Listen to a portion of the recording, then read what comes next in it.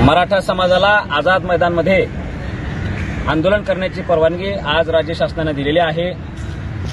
सदावर्त्यासारख्या लोकांना काल मराठ्यांच्यावर हसू वाटलं, पण आज संपूर्ण मराठा समाज तुझ्या जिंदगीवर जिद्दीनं हसायला लागला आहे। सदावर्त्याने 2021ला आम्ही गाफील राहिलो म्हणून मराठा आरक्षणाच्या केसमध्ये आम्हाला थोडंसं माघार घ्यायला लावली होती, पण त्या काळातल्या सगळ्या चुका सुधारून घेऊन मराठे आता दुसऱ्या वेळेस मुंबईला यायला लागलेले आहेत। काल जसं तुझ्या निर्णयाला आम्ही पलटावून दाखवलं ना, यावेळेस सुद्धा मराठे ज्यावेळेस ओबीसीतून आरक्षण घेतील त्यावेळेस तू काय तुझ्या 10 पिढ्या काय आरक्षण आमचं उडवू शकत नाहीत।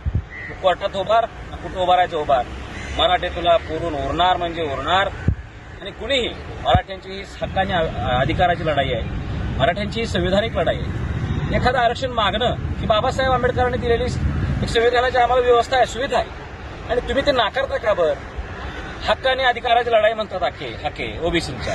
अरे हक्काने अधिकाराची लढाई आमची आहे। 23 मार्च 1994ला आमच्या जे हक्काचं हिरावलं होतं ते आरक्षण आम्हाला परत मिळावून आम्ही मागतोय ना, ओबीसीतलं आरक्षण।